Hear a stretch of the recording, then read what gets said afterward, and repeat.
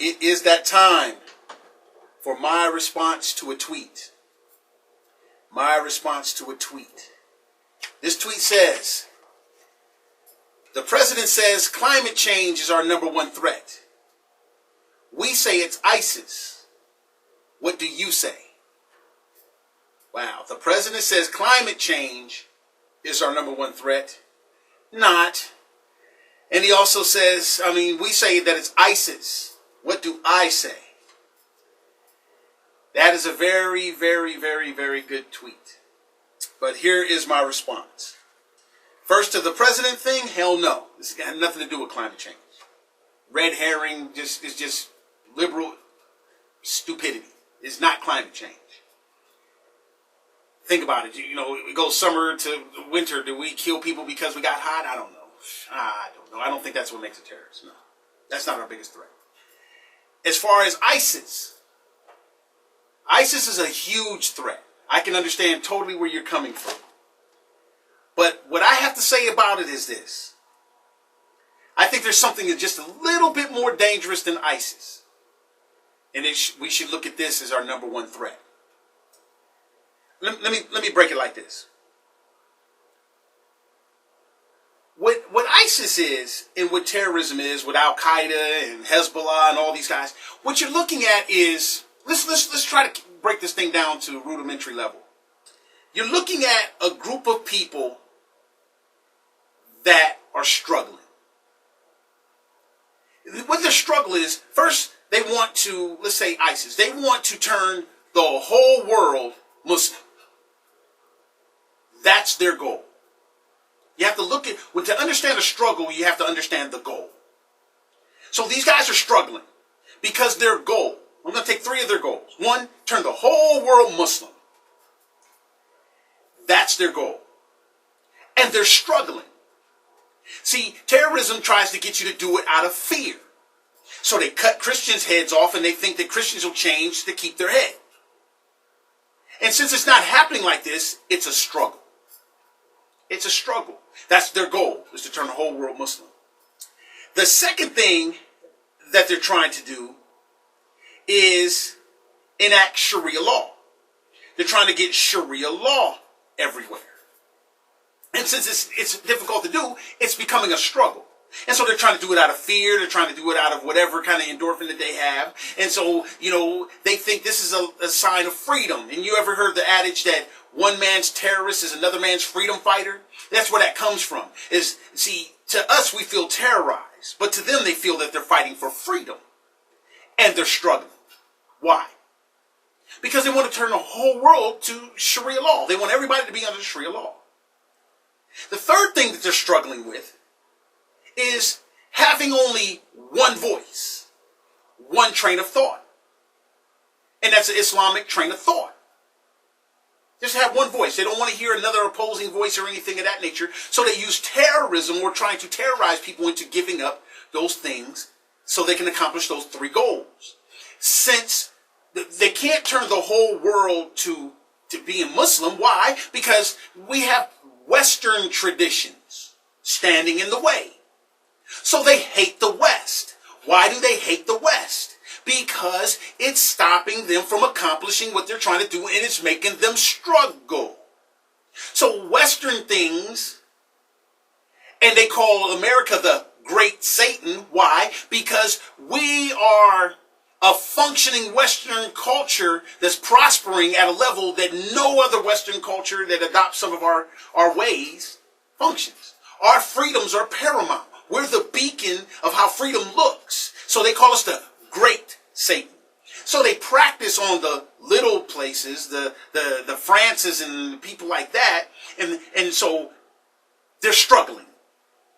They're struggling because our freedom of religion makes it difficult for everybody to be Muslim to be enacted. We're standing in the way.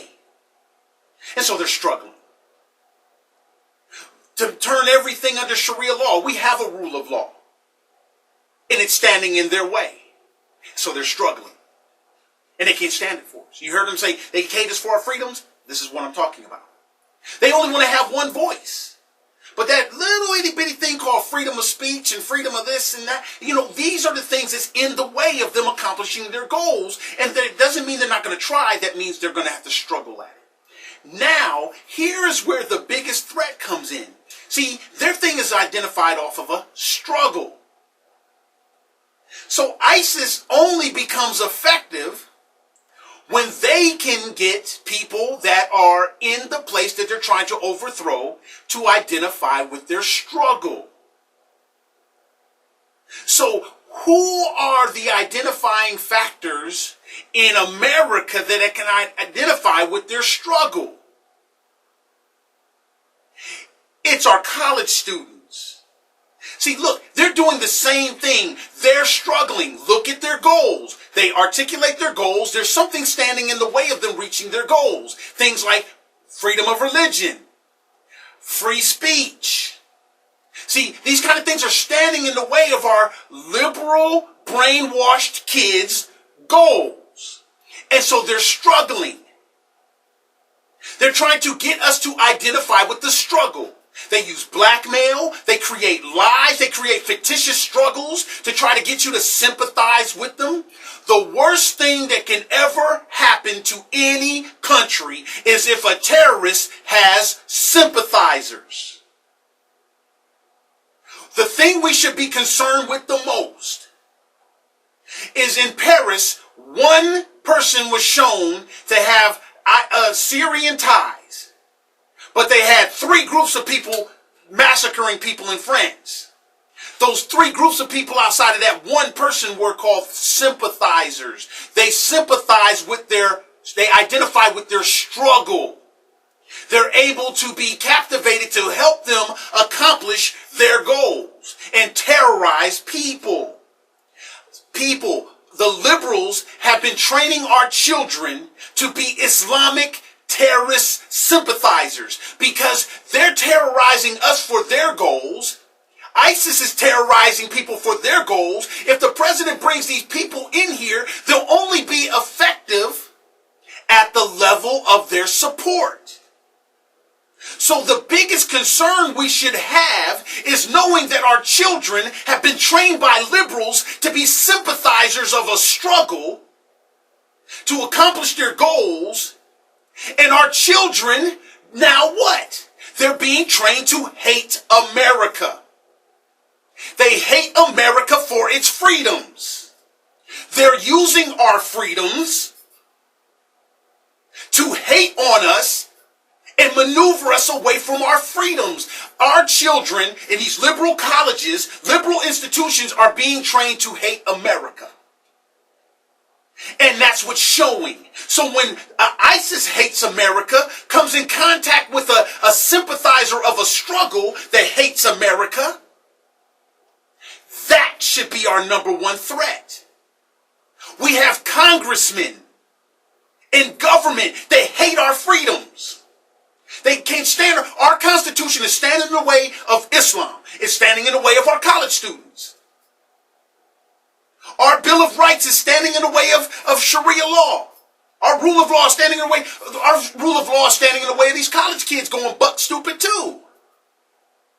Everything that's standing in the way that makes us the great Satan and makes death to America comes out of these people overseas, these terrorists, Hezbollah, Al-Qaeda, ISIS. The same thing is what's happening right here. We have homegrown sympathizers that will give safe haven to the terrorists that come over here because they both identify with the struggle. And America is in the way of both of these entities accomplishing their goals. We are sympathizers of a struggle, and these liberals have taught our children to hate America and only love their struggle. What happens in France? People get murdered, killed. And what are our college students over here in Missouri complaining about? The media is taking attention off of us. Can't they see we're dying over here? We gave a list of demands and our grievances. Can't you see what we're crying about? Why are you focusing on those people who lost their lives? Can't you see that our lives are being taken from us over here? because their goal equals the same process as a terrorist goal. And our Constitution and us being Americans are in the way. Our children are being trained to hate America by the liberals that's already demonstrated their utter disdain for our Constitution, our rule of law, our Bill of Rights, our American people, we the people. But the unfortunate side is this: unless the liberals are willing to convert to Islam or Muslim or Sharia law, they're going to die in the end too, while they're sympathizing with these people that's trying to articulate a struggle. Hey, that's my response to a tweet on the Phil Williams Show.